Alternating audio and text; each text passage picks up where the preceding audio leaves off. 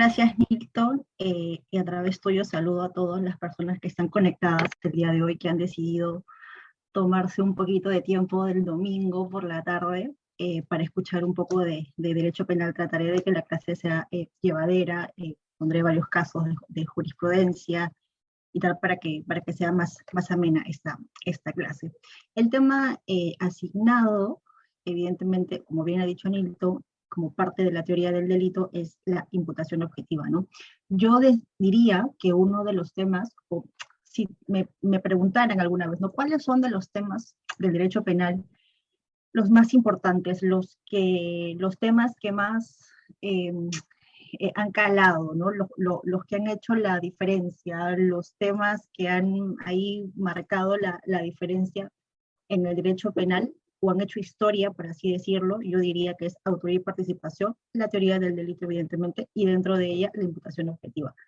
Ahora se habla mucho de compliance, también introducido a la teoría del delito, que es un tema que todavía nos está pues, moviendo las bases, ¿no? Cuando hablo de bases del derecho penal, justamente me refiero a la imputación objetiva, ¿no? Como el cambio de paradigma a lo largo del tiempo, porque saben que todo es movimiento en la sociedad, más aún también en el derecho penal, cómo todo esto ha ido cambiando la perspectiva, cómo el tiempo ha ido transformando las propuestas de solución de conflictos, de atribución de responsabilidad, porque ya verán ustedes que todo lo que hacemos en derecho penal, al menos a nivel dogmático, responde a un solo fin, a atribuir responsabilidad, ¿cierto? Hablamos de autoría y participación para señalar y delimitar el grado de imputación / de responsabilidad que le compete, que se le atribuye a una persona. Lo mismo ocurre aquí. Entonces, cada vez que presento este tema en clase, al menos a mis alumnos en la universidad, porque para ellos es un tema nuevo, es cierto, este curso, parte de Derecho Penal, parte general, se lleva recién en segundo ciclo o en segundo año, cuando uno todavía está muy joven, ¿no? En el tema de la carrera, ya se les introduce estos temas fuertes, ¿no? Estos temas importantes. Ahora, otro punto que también quiero señalar cuando hablamos de imputación objetiva es que únicamente, al menos este tema, no se queda en la teoría, ¿no? Entonces, cuando hablamos, los chicos piensan de, ay, ¿esto cómo lo voy a aplicar? ¿Y esto cómo se hace? ¿Para qué me sirve saber tanto? Si este Jacob dice tal cosa, si este Rocín dice otra cosa y tal. ¿Cómo lo analizo? ¿No? ¿De qué me va a servir esto? No sé, acá veo algunos rostros bastante jóvenes. No sé si estarán practicando, no sé si estarán ya trabajando, si todavía son estudiantes, pero yo les puedo decir que en la rama o en la sección a la que se van a dedicar, este tema va a ser realmente muy importante porque nuestra jurisprudencia, de hecho, lo ha tomado. Nuestra jurisprudencia acoge la imputación objetiva. Ya vamos a ver, yo me he centrado en este tema, en la postura desde Jacobs, porque considero, en virtud a la base de jurisprudencia que ha salido a la luz y que también ha revisado, que se alinee un poco más con este autor. Pero evidentemente hay otras teorías también de otros autores, otro fuerte dentro del funcionalismo es Rocín, pero considero, en base a la literatura de jurisprudencia que ha salido pues a la luz y he revisado, que se alinea un poco más con la línea de Jacobs, con lo cual no quiero decir que nuestra jurisprudencia sea netamente funcionalista, ni mucho menos, todavía hay rezagos de otras teorías, pero al menos cuando se resuelve situaciones o casos aplicando la imputación objetiva, pues este sigue bastante a Jacobs, ¿correcto? Otro punto que también quiero analizar es que, bueno, la jurisprudencia que he presentado aquí, o que van a ver, que tranquilamente lo puedo compartir luego con Héctor para que se lo pase a todos ustedes, no tengan que estar copiando ni nada, son muchas de ejecutorias supremas, ¿no es cierto? Y tal, pero yo litigo, soy abogada litigante, y al menos en este último año he visto que ya a nivel de siquiera investigación preliminar, para calificar una denuncia, incluso yo he tenido un caso, ya han aplicado a nivel de fiscalía, o sea, lo principal, el comienzo recién en investigación preliminar, ya están aplicando imputación objetiva, con lo cual eso nos señala que es un tema pues, que importa, que es útil, que es un tema que nos demuestra o que nos sirve para solucionar conflictos, ¿no? para atribuir responsabilidad, evidentemente. Entonces, sin mayor preámbulo, más o menos para dar un cariz a ese tema, vamos con el slide siguiente. Antes de ingresar a los presupuestos propios de la imputación objetiva, he considerado oportuno indicar a manera de historia, señalar cuáles o cómo se resolvían los casos anteriormente, porque ustedes saben que todo en derecho pues no aparece, ¿no? Así de la nada. Esto involucra una evolución. Todas las teorías que ustedes revisen, absolutamente todas, incluso las más modernas, las que estamos hablando ahora de atribución de responsabilidad de las personas jurídicas, han tenido un origen. Evidentemente la responsabilidad de personas jurídicas, por ejemplo, la que se hablaba allá en el año 2000, no es la misma que se habla ahora en el 2020. En el año 2000, comienzos del 2000, nosotros al menos en el caso peruano, el tema de compliance o vuelos de prevención de delitos era un tema imposible de escuchar, o sea, eso nadie lo hablaba. Quizás en otros países sí, quizás al otro lado del mundo sí, pero en el caso nuestro no. Entonces, todo ha ido cambiando. Entonces, anteriormente, antes de conocer la imputación objetiva, teníamos otras teorías de corte naturalista que se preocupaban o que intentaban solucionar y atribuir responsabilidad penal. Entonces, una de ellas es la teoría de la equivalencia de las condiciones, ¿no? Esta teoría, de acuerdo a esta teoría, cada una de las condiciones que atribuyen a la obtención del resultado debe ser considerada como una causa. Todas las causas que originen el resultado, por muy lejanas que aparezcan, valen por igual, y es un conjunto, originan el resultado. Esto es, si yo tengo un resultado final, todo lo que haya acontecido hasta obtener ese resultado final va a tener igual importancia, ¿no? Con lo cual ustedes ya estarán pensando y dicen, wow, a ver, ¿cómo es esto, no? ¿Cómo es que yo tengo una muerte y van a haber bastantes o n causas que van a ser, ¿cierto? Que yo diga que todas son importantes o todas son igual de importantes para atribuir responsabilidad respecto a la muerte. Eso, si se quiere, o yendo un poco más, aunque parezca un poco gracioso, diríamos que, claro, estas causas pueden ser ad infinitum, ¿no? Podríamos llegar hasta incluso hasta Adán y Eva. Por ejemplo, ¿de qué voy hablando?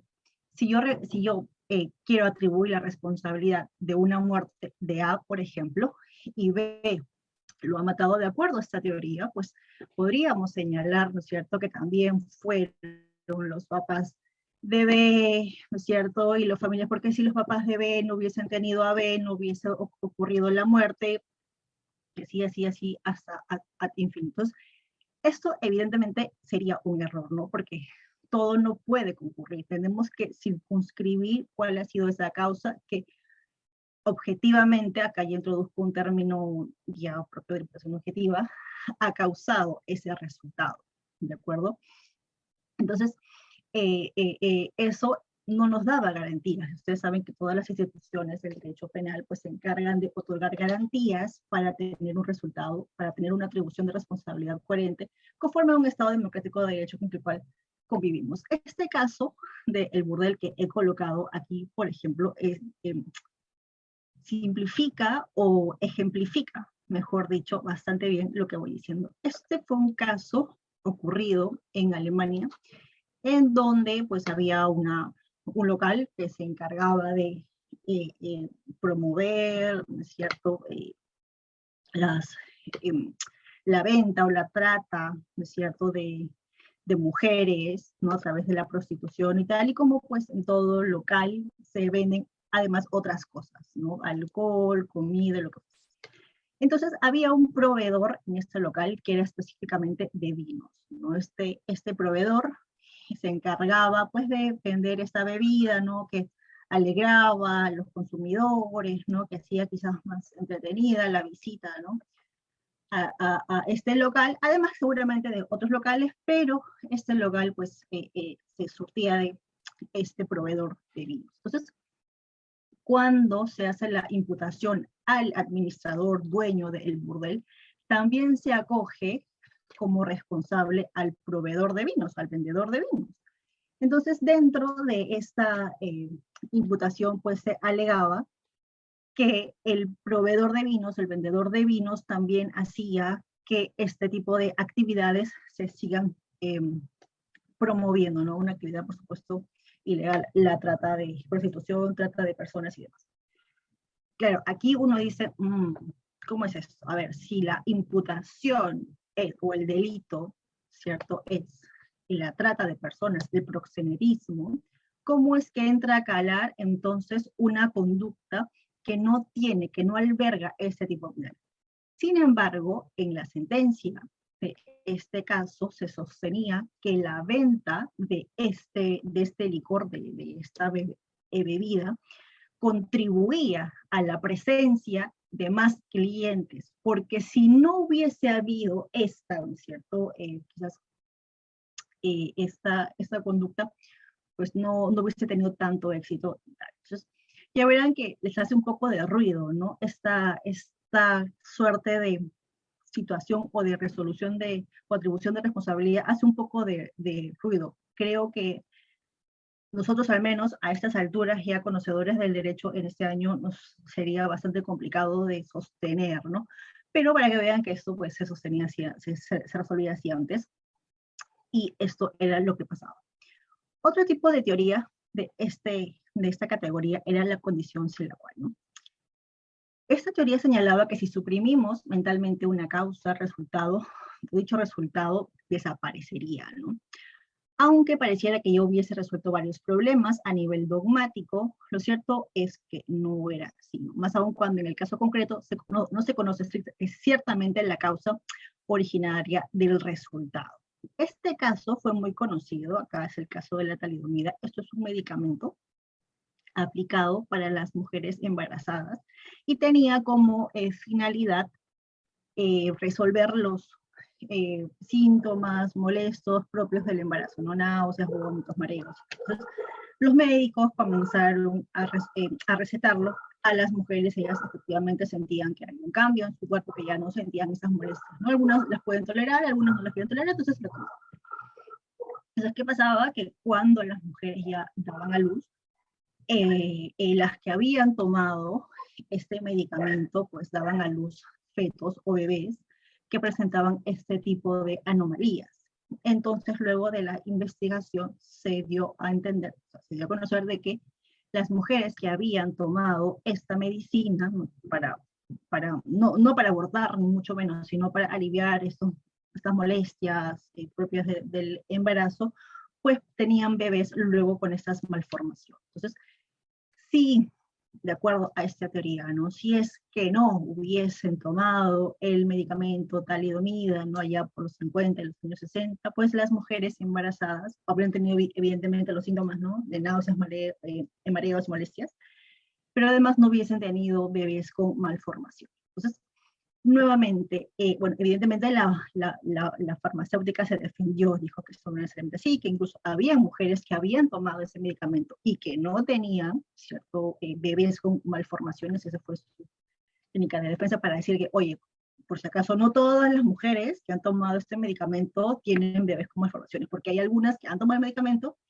y no tienen malformaciones, con lo cual, a ver, explícame tú aquí qué ha pasado, ¿no? ¿Qué condición genética o qué predisposición o qué otras enfermedades no encontradas han tenido estas mujeres que el contacto probablemente, no sé, con el medicamento pues hayan acelerado o hayan propiciado malformaciones en los fetos? Ese fue el argumento de la farmacéutica para defenderse. Aún así, fueron sancionados y fueron retirados evidentemente del mercado y prohibida su venta y consumo.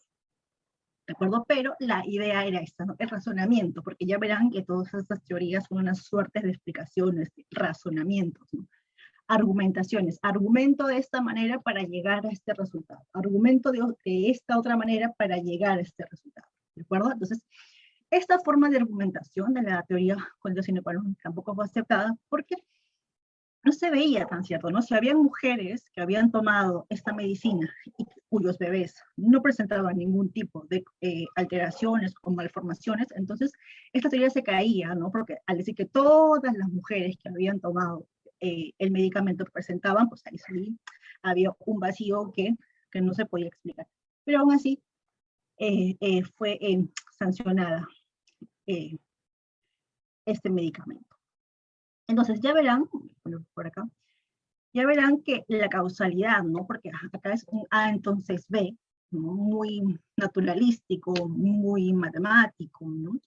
No resultaba pues suficiente, ¿no? Para construir una acción como típica. Era necesario entonces que dicha causación pueda serle atribuida de manera objetiva, ¿no? Entonces vemos que la causalidad, en buena cuenta, pertenece, pues, un criterio ontológico, no perteneciente al ser, mientras que la imputación objetiva, que es el tema que vamos a tratar, es un criterio normativo, pertenece, si esa casa el ser, el deber ser, está a este nivel, ¿no?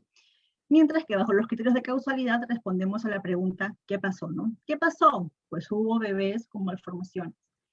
¿Qué pasó? Pues hubo alta demanda de parroquianos, ¿no? En el caso del burdel que mencionamos anteriormente. Con la imputación objetiva respondemos más bien a otro tipo de preguntas. ¿Quién debe responder jurídico-penalmente por lo que pasó? No nos quedamos en el ámbito o en el nivel de qué pasó, de las deformaciones, sino quién debe responder por esas malformaciones, por ejemplo, ¿no? Para tomar en cuenta los casos que hemos visto hace un ratito. Atención entonces con los términos objetivo y subjetivo, ¿de acuerdo? Lo objetivo será aquello entendido de forma general, universal, independientemente de valoraciones individuales. Por el contrario, el término subjetivo vendría a ser lo particular, lo dependiente de un sujeto concreto que va a definir el significado. Por otra parte, el término imputación significa asignar, atribuir. Yo atribuyo, imputo, asigno algo a alguien, ¿de acuerdo? Eso es de lo que se trata. Y de manera objetiva, de manera universal, ¿de acuerdo? No por mis propios pensamientos, por mis propios sesgos, por mis propias creencias, entonces esta persona debe ser responsable. Lo objetivo reclama un nivel universal, reclama un nivel general, ¿de acuerdo? Por eso los criterios que se establecen aquí, que se van a establecer aquí a continuación, lo van a hacer, ¿de acuerdo? Entonces, vamos a ver, nuevamente, evocando un poquito, va a ser una atribución, una asignación de algo, de responsabilidad en este caso, a alguien, de manera general, de manera universal. No por mis creencias, no por mis pensamientos, no por mis sesgos cognitivos que pueda tener, por mis limitaciones cognitivas, no, sino de manera general, universal, ¿vale?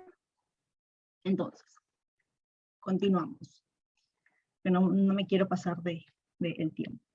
Entonces, la imputación objetiva pues va a constituir un método, ya verán, ¿no? Al igual como era la teoría causalista de las condiciones sine qua non y tal, que son métodos, fueron métodos de solución, de atribución de responsabilidades en su momento.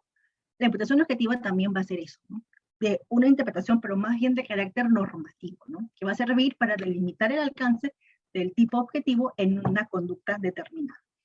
Aquí también es importante entender cómo vemos o dónde encontramos, ¿no?, la imputación objetiva. Dentro de la teoría del delito tenemos varios elementos, la acción, la tipicidad. Nos vamos a quedar aquí en la tipicidad. Sabemos que se divide en dos, una tipicidad objetiva y una tipicidad subjetiva. La imputación objetiva la vamos a encontrar dentro de la tipicidad objetiva, ¿de acuerdo? Entonces aquí, dentro de otros elementos como el autor, el verbo rector y tal, vamos a colocar ahí a ese nivel, digamos, a la imputación objetiva para analizar. Con lo cual sabemos que, de acuerdo a la técnica también de la teoría del delito, si es que no tenemos un elemento típico, no podemos pasar luego a analizar ni la antijuricidad, ni la culpabilidad, ni nada, ¿no? Nos vamos a quedar aquí. Entonces, ¿qué es importante? Claro que es importante, ¿no? Es importante conocer la imputación objetiva, por supuesto. Si yo encuentro por ahí algún elemento, como siempre hablo desde mi posición como abogada litigante, porque es a lo que me dedico y es pues, lo que trabajo, siempre tengo que encontrar, ¿no es cierto?, el cumplimiento de algún elemento de la imputación objetiva para sacar a mi cliente de la acusación, para sacar a mi cliente de la investigación, para ya estar, dependiendo en qué momento o en qué etapa del proceso me encuentre, debo de, ¿no es cierto?, encontrar. Primero, es mejor encontrar un elemento típico, que es verdad que todos los casos no son iguales, porque cada caso se resuelve de diferente manera, tiene una arista diferente, pero, ¿no es cierto?, si no encuentro una conducta típica en la imputación que le están haciendo a mi cliente, pues a buena hora. ¿Qué me va a ayudar ¿cierto? ¿O qué elemento me podría ayudar a solucionar eso o a encontrar ese análisis dentro del caso? La imputación objetiva siempre viene bien, ¿de acuerdo? Siempre es un vistazo, es un concepto que en cada caso, al menos que yo tengo, nunca me lo paso por alto, definitivamente, para ahí hallarle algún tipo de solución, ¿de acuerdo? Entonces, esto es un caso que se lo pueden leer después, ya quiero entrar por cuestiones de tiempo, creo que tengo solamente 1 hora para exponer un poquito más. La imputación objetiva, ¿no? Los elementos en sí de la imputación objetiva. Yo les había comentado al principio de la exposición que me iba a centrar en Jacobs, y no es porque yo sea funcionalista o no es porque yo lea más a Jacobs y a nosotros no, ni mucho menos, sino porque la jurisprudencia nuestra se decanta por esta teoría, seguramente por muchas razones, ¿no? Porque las traducciones de los libros a nuestro alcance, al menos a Latinoamérica, pues tienen un gran auge proveniente de la escuela de Jacobs. Hay muchos profesores que son discípulos de Jacobs, que enseñan aquí, que han ido con él, que son discípulos de él, y pues han venido, ¿no es cierto? Entonces, pero además de eso, la teoría de Jacobs, al menos en este punto, porque podemos hablar de el derecho penal de enemigo y tener nuestras diferencias y de política criminal y ver, discutir N cosas, ¿no es cierto? Que es yo creo que las teorías más provocadoras que tiene el profesor Jacobs. El derecho penal del enemigo, considerar, ¿no? Una persona como enemigo de la sociedad y tal, que ya digo que desata muchas pasiones, pero yo creo que en el tema de imputación objetiva, que es un tema bastante técnico, tiene bastante auge, ha tenido bastante acogida en nuestra jurisprudencia, en doctrina, ni que se diga, porque hay muchas lecturas sobre ese tema que apoyan, ¿no? Discípulos ya digo, españoles vienen continuamente a hablar de esta postura, y de otras seguramente, pero siguiendo con la línea de Jacobs, y eso está bien, eso, o sea, mientras haya debate y literatura, eso está súper bien. Entonces, yo creo que esa es una de las condiciones por las cuales nosotros, al menos en el caso peruano, ha tenido tanta buena acogida esa teoría, ¿no? Y esto se refleja en la jurisprudencia, ¿cierto? Que vemos a nivel de Corte Suprema, ya les decía, al inicio, a nivel de investigación preliminar, resolviendo un caso, aplicando imputación a la víctima. Entonces, no se espera incluso llegar a una sentencia, no se espera incluso, ¿cierto?, llegar a un recurso de nulidad o una ejecutoria suprema, no, ya en términos de inicio de investigaciones preliminares ya se está utilizando esta teoría, lo cual nos indica pues que hay que, ¿cierto?, aprenderla, tomarnos nuestros minutos, nuestros buenos minutos para entenderla, para comprender y sobre todo para aplicarla. ¿De acuerdo? Entonces, los elementos son estos de acá, son estos 4: riesgo permitido, prohibición de regreso, principio de confianza e imputación a la víctima. Esto lo coloco de esta manera porque no significa que para hallar, para considerar una conducta como objetiva, ¿no es cierto?, tenga que cumplir con todos los requisitos, de ninguna manera. Hasta yo diría que algunos de ellos son excluyentes. A diferencia de la teoría del delito, donde sí tenemos que seguir un ítem, ¿no es cierto?, de la acción, tipicidad, antijusticia y culpabilidad. Algunos colocan también a la punibilidad, donde sí necesariamente tiene que pasar, ¿no es cierto?, por este hilo y en este orden de prelación, para luego, como resultado final, digamos, considerar una conducta como delictuosa. En la imputación objetiva no. En la imputación objetiva basta que se cumpla con o que hallemos, ¿cierto?, la concordancia entre la conducta con uno de esos elementos, ¿cierto?, como si fuese un engranaje perfecto, para decir, ok, acá tenemos una conducta dentro del ámbito de la imputación objetiva. Entonces, no es necesario que se cumplan todos, ¿de acuerdo? No lo vean como que tengo que cumplir todos y ahora cómo hago, porque no. Y tranquilamente quizás no puede pasar, puede negarse cada una de las categorías y está bien, o sea, de eso se trata, ¿no? De saber si se puede cumplir, se encaja con alguna de ellas o no. Y continuamos avanzando con el análisis de la teoría del delito. Ahora, cuando hablamos de Jacobs, o si vamos a utilizar, o si voy a presentar, ¿cierto?, esta imputación objetiva de acuerdo a la normativa, a la literatura de Jacobs, pues hay que estar familiarizado con algunos términos que vamos a encontrar a lo largo de estas 4 categorías, ¿verdad? Los términos más comunes, y yo diría fundamentales y principales, son estos: la persona, el rol social, expectativa normativa, deberes barra competencia. ¿De acuerdo? Ustedes si leen, si tienen oportunidad de leer escritos propios de Jacobs, así como de sus discípulos, pues van a encontrar estos conceptos, ¿de acuerdo? Y hay que estar familiarizados, porque evidentemente este lenguaje propio que él domina, o que él arma para, en base a eso, construir su potenciación objetiva y todo lo demás que él considera, porque también él entra a tallar, ya les decía, en el hecho penal enemigo, responsabilidad de personas jurídicas, cientificidad, o sea, en todo, tienen que estar familiarizados con estos términos. ¿De acuerdo? Entonces, persona. Cuando Jacobs habla de persona, no se está refiriendo a un ser humano, digamos, de carne y hueso. ¿De acuerdo? Claro, ustedes decían, pero ¿cómo es eso? Entonces, ¿a qué persona se refiere? ¿Qué está construyendo? ¿Es un alien? ¿Es un robot? ¿Qué clase de constructo? Entonces estamos hablando, hay una actividad paralela. Estamos hablando acá de términos normativos. Persona en un concepto normativo. ¿Esto qué quiere decir? Que va a ser un constructo jurídico referido a la imposición de deberes y obligaciones, ¿de acuerdo? Él hace una diferencia entre persona, ¿de acuerdo? Que es un concepto normativo de un ser humano. Por eso que Jacobs señala que las personas son aquellas que pueden, que tienen deberes y obligaciones. Por lo tanto, por ejemplo, un menor de edad, un niño que no se le puede responsabilizar, que no se le puede exigir el cumplimiento, ¿no?, del Código Penal, como sí a una persona mayor de edad, ¿cierto?, no puede ser considerado persona. Esto no quiere decir que los niños, por ejemplo, sean menos o tengan menos valor que los mayores de edad, y mucho menos. Simplemente que en términos normativos no pueden ser imputables. Nada más. Un niño de 5 años, de 4 años, ¿cierto?, que jugando, y que esto seguramente los que tienen sobrinos, yo tengo muchos sobrinos, a veces vienen a mi casa y me aparta de los nervios ver que entre ellos, pues, ¿no?, cogen cosas, o entre ellos mismos se meten el dedo al ojo, o le meten el dedo al ojo al otro, o le jalan el cabello, pues, bueno, jalar el cabello pues, no es malicivo, ¿no?, pero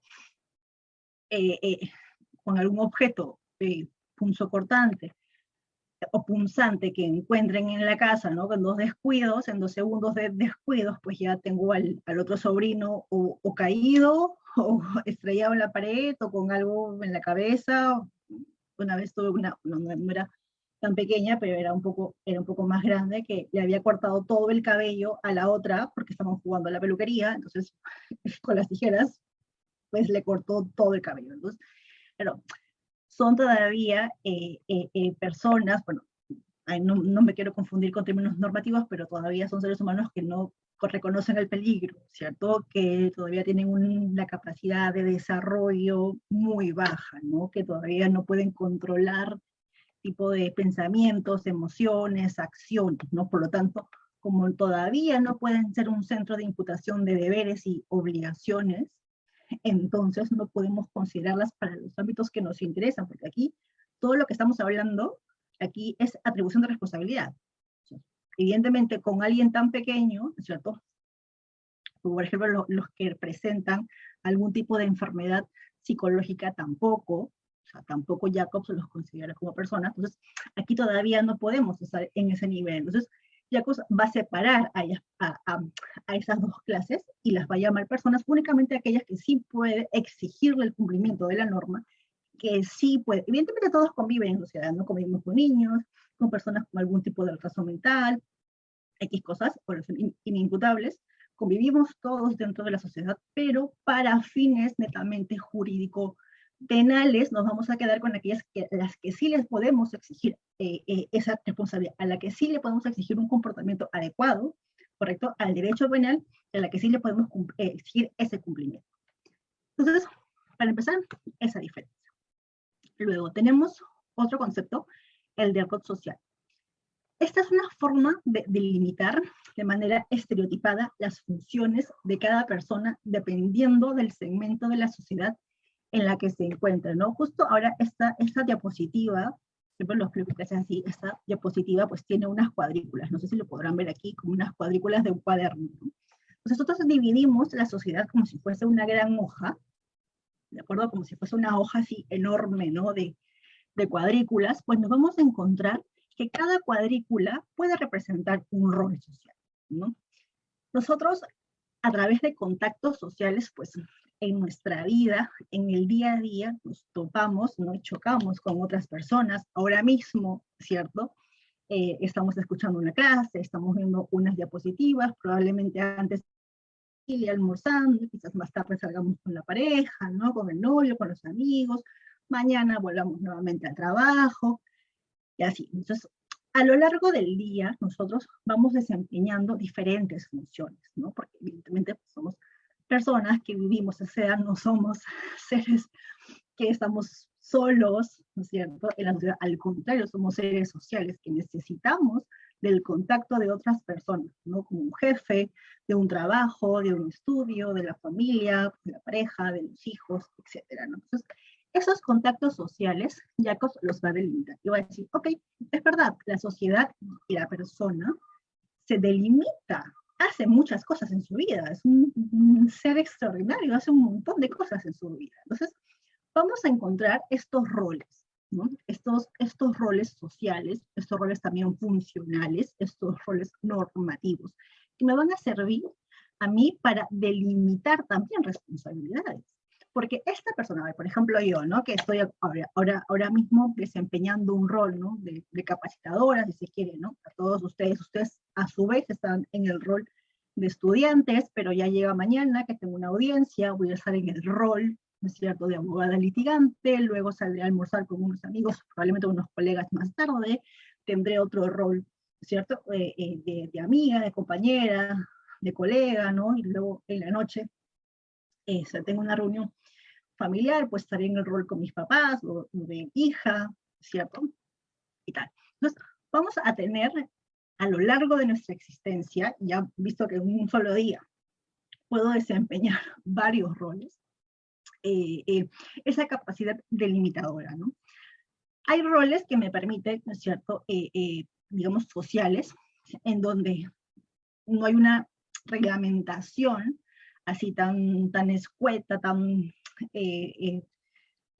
insidiosa, por ejemplo, ¿no? Como un rol de ciudadano, ¿no? O sea, un rol de ciudadano, yo voy por la calle y, bueno, compro algo, paseo por el parque, hago cosas y tal. Pero quizás hay roles en donde sí hay delimitaciones, hay reglamentos, hay ROF, hay MOF que me indican qué hacer. Por ejemplo, los funcionarios públicos, ¿no? Los jueces, los fiscales, funcionarios de ministerios, personal de las Fuerzas Armadas, policiales, etcétera. Ellos sí tienen unos reglamentos, unos documentos en donde le dicen, tú, de acuerdo a tal cargo, eres responsable de tal cosa.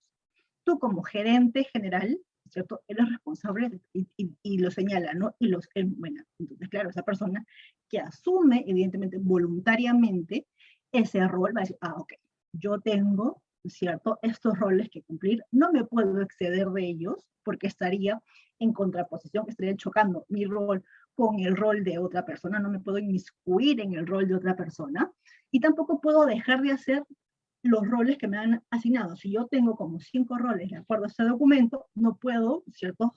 O únicamente cumplir 2 o 3, porque bueno, son los que más me gustan, son los más fáciles, ¿no? Los demás, estos no. Esto me los voy a saltar. Si yo tengo una asunción de una función asumida de manera voluntaria, también, como soy una persona, ¿no es cierto?, para Jacobs, un constructo de obligaciones y deberes, entonces también tengo que asumir esos deberes, ¿de acuerdo? Entonces, ese es el rol social, ¿de acuerdo? Los roles sociales son aquellos que en base a la sociedad tenemos que cumplir, porque imagínense que cada uno pues vaya por su bola, ¿no? Cada uno vaya por su lado, cada uno no haga nada, pues sería el caos y no hay nada más perjudicial a una sociedad que el caos. Eso no puede, el caos con la sociedad a veces son, digamos, términos antónimos, ¿no? Porque de alguna forma tenemos que establecer alguna suerte de orden para que la sociedad siga creciendo, siga evolucionando, nosotros sigamos viendo en paz. Ahora estamos viendo, ahora último en las noticias, que hay una suerte de atentados entre Rusia contra Ucrania, pues genera un caos, genera una desestabilidad, ¿no?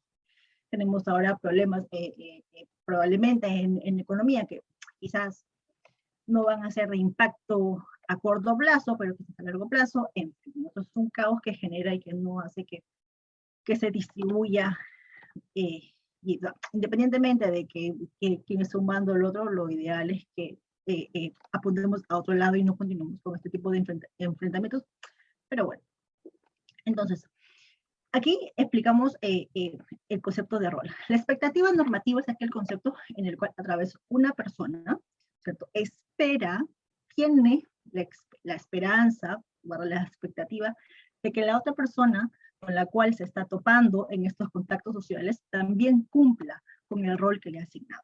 Ya verán ustedes que, bueno, en una sociedad tan grande, que Lima es una sociedad cosmopolita enorme, no estamos en un pueblo o en una ciudad pequeñita, ¿no?, en donde todos se conocen, los vecinos se conocen, ¿no?, en donde dejan la puerta abierta, no porque aquí no pasa nada, porque me conozco con todos, un pueblo pequeño. No. En la sociedad en la que vivimos, Lima, que es una ciudad cosmopolita, como la mayoría de ciudades en el mundo, nos topamos con muchas personas, ¿no?, a lo largo de la vida, del día y tal. Entonces nosotros quizás con esas personas no sabemos ni siquiera cómo se llaman, ni dónde viven, ni qué edad tienen, ¿no? Si yo voy a un hospital a atenderme, yo veo a un hombre con una chaqueta blanca, ¿no?, con un estetoscopio colgado en el cuello, ¿no? Yo abro la puerta, ¿no es cierto?, el letrero colgado, yo abro la puerta y veo a un señor, una señorita, lo que fuese, sentado en un escritorio con una bata blanca, con un estetoscopio colgado, y me dice, hola, ¿en qué te puedo ayudar? Pues yo reconozco que es el médico. Probablemente conozca su nombre, pero quizás, si voy entrando por emergencia o urgencias, no conozca de dónde ha estudiado, ni el nivel de experiencia que tenga, si ha llegado ese día tarde, si ha almorzado o no ha almorzado, si se ha peleado con la pareja, si se ha divorciado, no lo sabemos. Simplemente yo sé que ese señor o esa señora me va a atender de las molestias que yo estoy presentando en ese momento. Y lo mismo el otro, ¿no? Y lo mismo el otro. Entonces yo tengo la expectativa de que esa persona pues me receta la medicina, no me ausculte, me diga, a ver qué te pasó, qué sientes, desde cuándo, y tal. Y bueno, tengo la expectativa de que me recete unas medicinas, me haga unas pruebas y yo me voy a casa, ¿no? Como el médico tiene la expectativa de que yo pues me comporte como una paciente, no le diga, bueno, me duele tal cosa, sí, he estado mal y tal, ¿no es cierto? Y tal, luego pague la consulta, ¿no? Pague la medicina y me va. Entonces, nuestro contacto ha sido ese, ¿no? En base a una necesidad, es verdad, pero nuestro contacto ha sido ese. Yo, de hecho, por estar en el otro lado, ¿no?, del escritorio, me comporto como paciente, ¿no? No tengo bata, ni mucho menos, pero me comporto. A veces los roles incluso son definidos por la vestimenta. Si veo, ¿cierto?, en la calle a una persona con un gorro, con un chaleco, con un arma, con unas botas, ¿cierto? Y tal, pues digo, oiga, este es un policía, ¿cierto? No sé de qué escuela, de cuántos años tiene trabajando, ni en qué dependencia. Bueno, sí que es verdad que tienen identificaciones, ¿no? Pero si yo veo a alguien muy rápido, pues lo identifico pues, incluso por la vestimenta, ¿no? Más allá de conocer otro tipo de detalles. Entonces, los roles se definen de esa manera. Roles también se puede identificar, ¿no es cierto?, por horarios laborales, ¿no? Los que trabajan en el Poder Judicial, por ejemplo, la Fiscalía, tienen el horario de normal, ojo, y formal, porque sé que se quedan hasta más tarde trabajando, desde 8 de la mañana hasta las 4:45, ¿no? De lunes a viernes. Yo no voy a llamar por teléfono si quiero consultar un tema, o quiero leer una carpeta, o quiero una entrevista, me voy a aparecer un domingo a las 10 de la mañana, ¿no es cierto?, en la puerta ahí del despacho solicitando leer la carpeta, ¿no? Porque ya sé que hay un horario establecido para la atención de los litigantes, para la atención de la lectura. Entonces, esos son roles sociales. Las expectativas normativas es eso justamente, es esa visión que yo tengo de que la otra persona se comporte conforme a su rol, ¿cierto? Yo tengo la expectativa, ya hablaba, ¿no? Por ejemplo, del médico que se comporte como tales. Y así, en N cosas, piensen en cualquier cosa, en la cajera del banco, ¿no? Yo tengo la expectativa que si yo voy al banco a retirar un dinero, pues la cajera me lo dé, que no me va a robar, porque se va a comportar dentro del rol, porque el rol de los cajeros no es robar, ni agarrarse los datos, ni llamar a que alguien me asalte a la salida del banco, cierto? O sea, simplemente me va a tomar mis datos, me va a pedir seguramente mi tarjeta, mi DNI, me va a decir, ¿cuánto dinero necesitas retirar? Yo le diré, 1.000 soles, ok, me hará digitar mi contraseña, ¿no? Por ejemplo, si no tengo cajero a la mano, ¿no?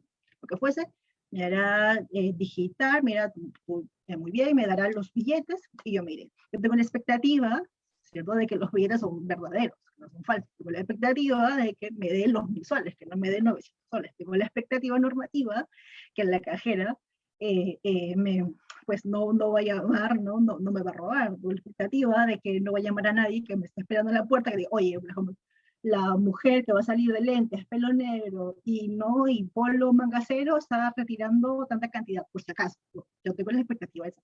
De la misma manera, contrario censu, la cajera tiene la expectativa de que la cuenta que yo estoy solicitando pues es mía, ¿no? Que no voy a sacar ahí, que no me he encontrado una tarjeta de crédito, ¿no?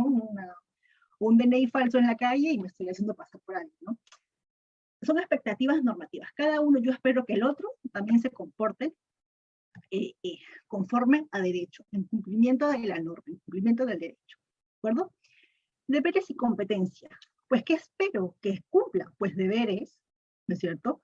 Si la cajera, volviendo al ejemplo último, tiene esa función o ese rol de cajera, ¿no es cierto? Pues yo, o esa cajera, pues tiene ciertos deberes de otorgar el dinero exacto que le piden, de otorgar, ¿no?, el dinero eh, verdadero, que no sea falso, ¿no? Que ahí no estén introduciendo billetes falsos, ¿no? Que no tenga un beneficio personal en perjuicio de la entidad para la que trabaja, de no apropiarse de datos no personales de los clientes, una serie de deberes, ¿no? Que eso también los vamos a encontrar de manera social.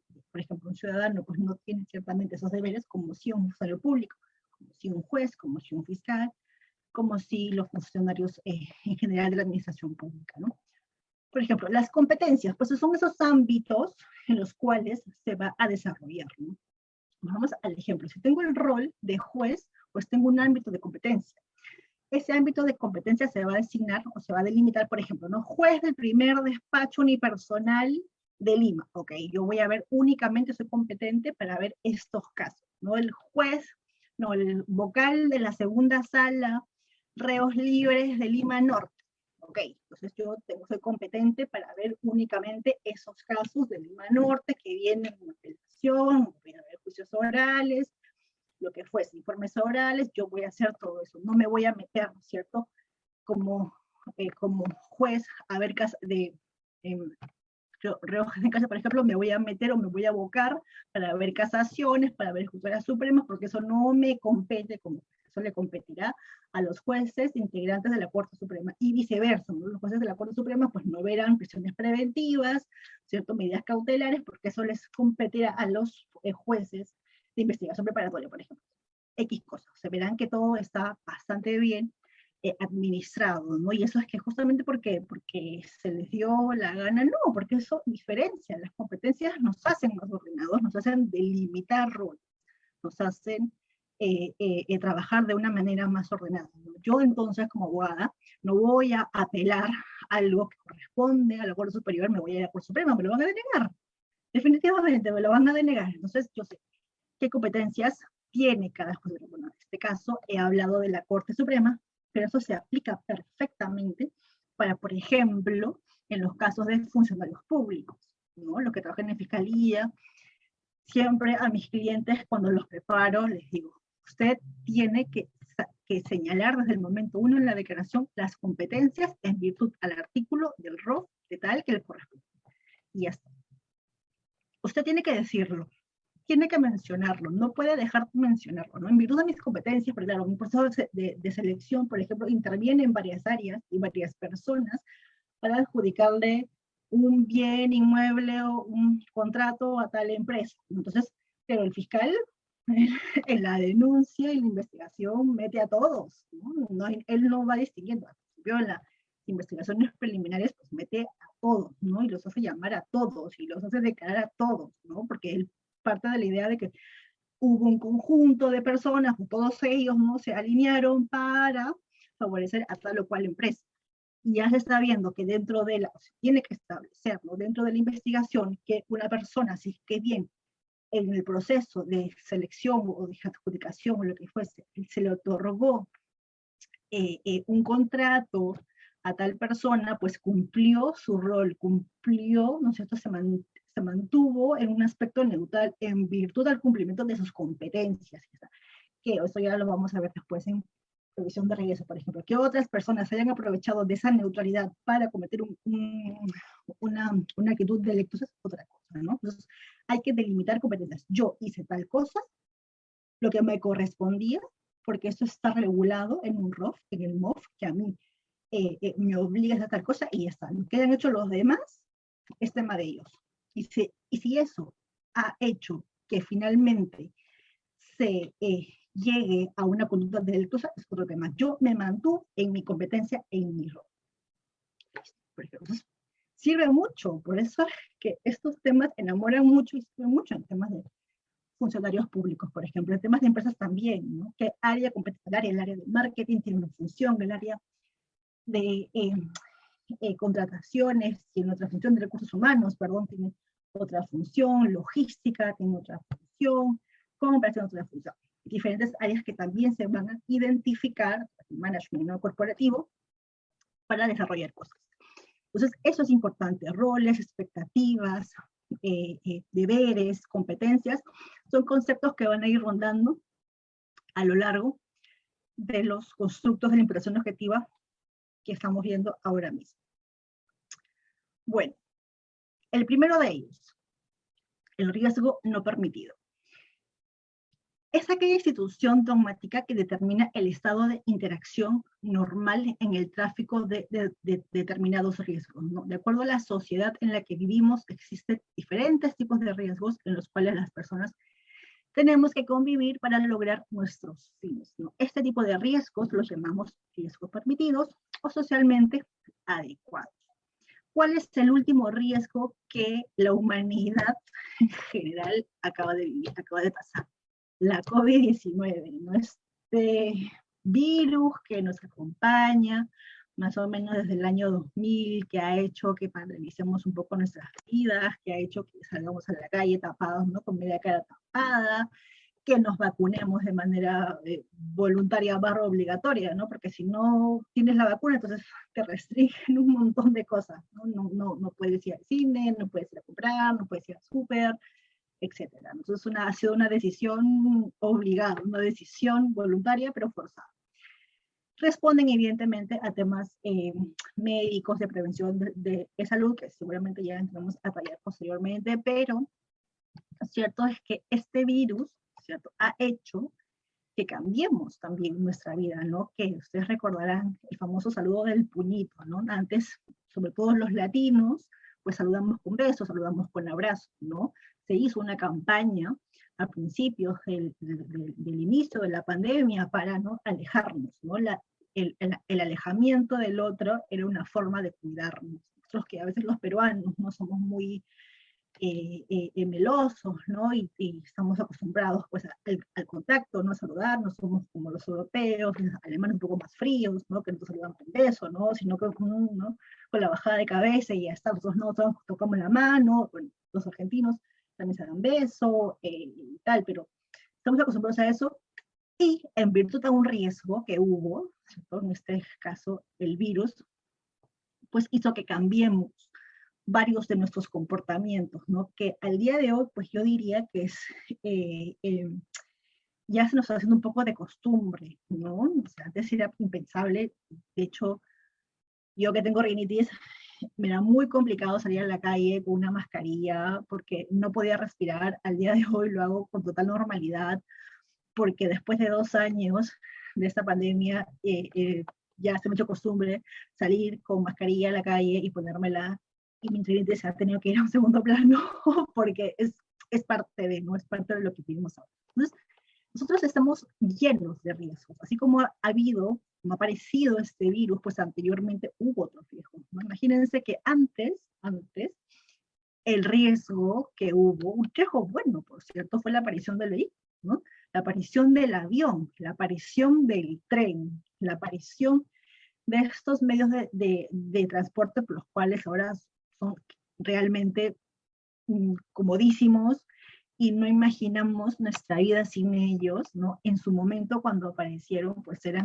riesgos que se, oye, ¿esto cómo se hace, no? Y seguramente para el momento, para los primeros inventos, y los primeros formas en las cuales funcionaron, seguramente hubo muchos muertos y hubo muchos heridos, ¿es cierto? Las carretas con los caballos, seguramente generó muchos problemas, pero fueron acciones y conductas que las personas, que la humanidad dijeron, bueno, si no lo hacemos, si no los tomamos, ¿a dónde vamos? ¿No? Tenemos que tolerar ese tipo de riesgos. Sí que es verdad que vamos a disminuir esos riesgos, ¿no?, al máximo posible, pero los tenemos que tolerar, ¿no? Una operación quirúrgica, una operación estética, conlleva un riesgo, ¿no? La anestesia conlleva un riesgo, por más que te hagan, ¿no? Los preoperatorios, que son conductas de cara a minimizar el riesgo, pero el riesgo nunca se acaba, pues, ¿no? Eso lo aprendimos en responsabilidad de personas jurídicas, el riesgo nunca puede ser cero, ¿no? Siempre hay 1, 2, 5% de nivel de riesgo sobre esa conducta. Entonces, las personas aprendimos a tolerar ese riesgo, ¿no? Ustedes recordarán, volviendo al tema, porque me sirve muchísimo, este ejemplo me sirve mucho para ejemplificar este tema.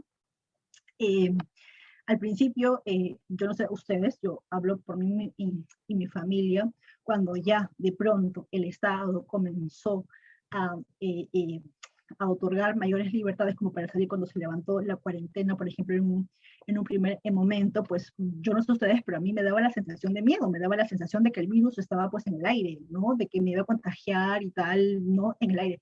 Al día de hoy eso se ha relajado un poco más. Por el día de hoy voy conduciendo en mi coche, ¿no? Y ya me quito la mascarilla.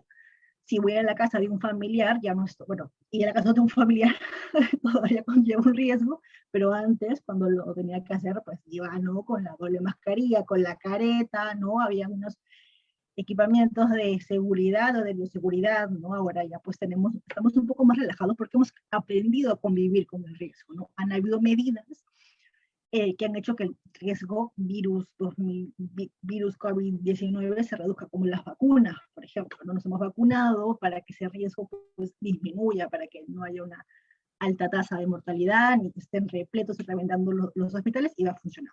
Entonces, este tipo de riesgos y de medidas han ido funcionando. Entonces, nosotros, para completar la idea, hemos aprendido a convivir con riesgos. Y estoy hablando de eso siendo hoy día 27 de febrero del 2022. Imaginarán qué riesgo habrá el próximo año o los subsiguientes. Bueno, ahora estamos en un conflicto armado entre dos países, ¿no?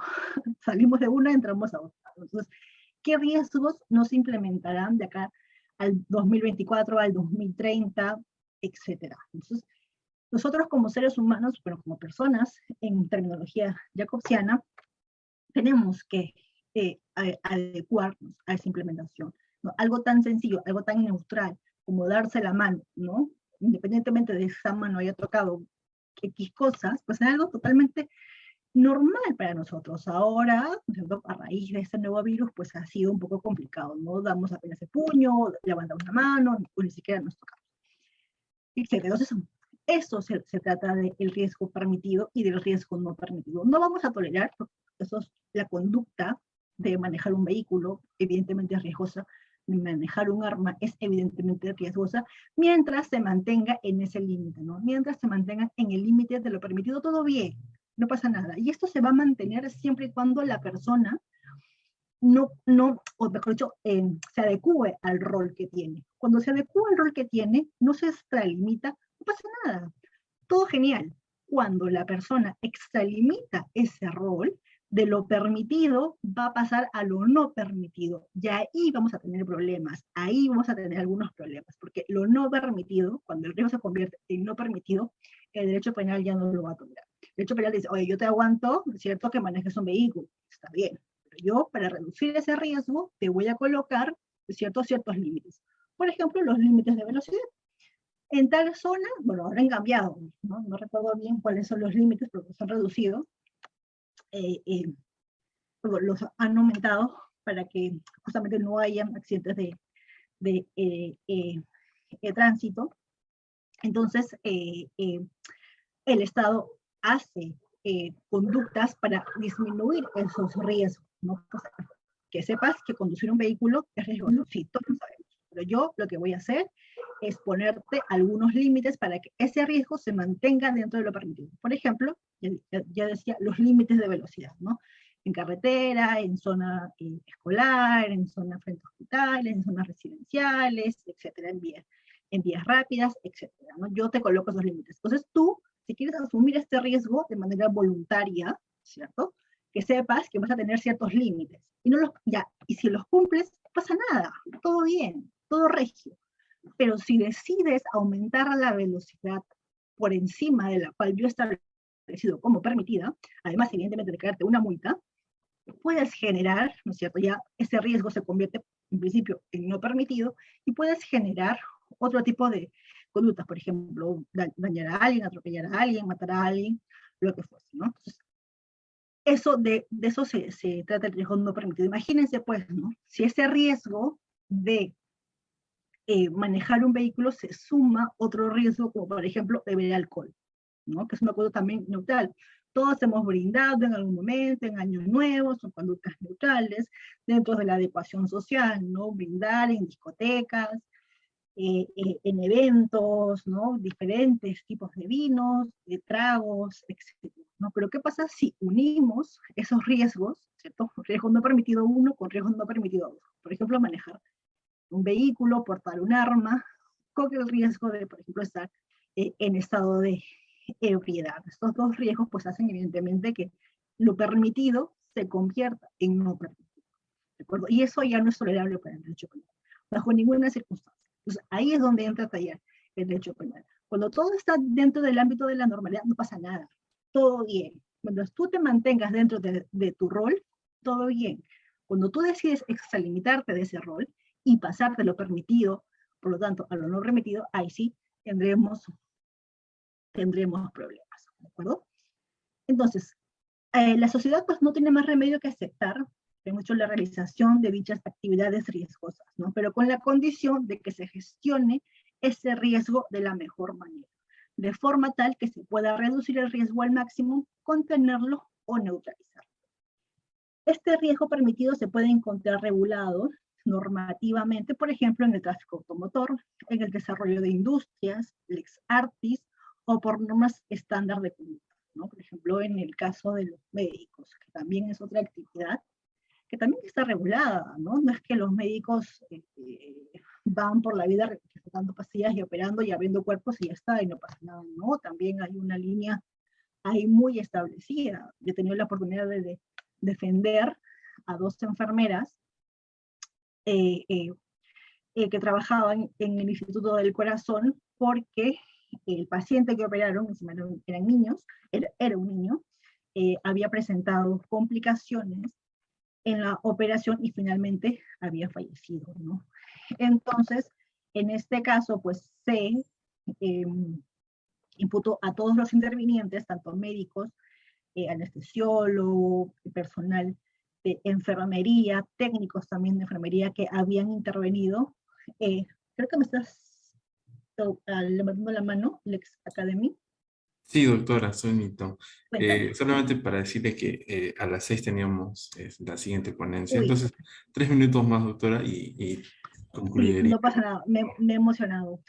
Me he emocionado con el tema. Entonces, yo creo que dejamos en riesgo permitido, termino con esto, y yo creo que, bueno, igual voy a dejar los materiales eh, para que luego lo vean y tal, así que tranquilos. Entonces, les comentaba que el riesgo, ¿no? De los doctores. En este caso, pues claro, fueron denunciados todos los que intervinieron en la operación, y dentro de ellas también a las enfermeras. Entonces ellas se estableció la defensa, o la estrategia de la defensa se estableció en señalar primero las competencias, roles y funciones, ¿no? Eso de entrada para poder establecer qué es lo que habían hecho y efectivamente si lo habían cumplido de acuerdo a la norma o no. Entonces, la defensa también tiene que ver con eso. En todos los ámbitos en los que nos encontremos, ya te les digo, con una seguridad, vamos a encontrar siempre competencias. Y siempre hay que establecer cuáles son esas competencias, el cumplimiento de esas competencias a cabalidad, para poder establecer si ha habido imputación o no. Pues el riesgo permitido cobra sentido en parcelas del mundo social, no sé, de una concreta situación. Si no está así, la superación del riesgo permitido no será la misma para todas las sociedades, ¿no? Que en unas sociedades está prohibido, en otras probablemente esté permitido. Ejemplo clásico, en unos países está permitido el consumo de algunas drogas, mientras que en otras no. En unos países está permitido la prostitución, en otros no.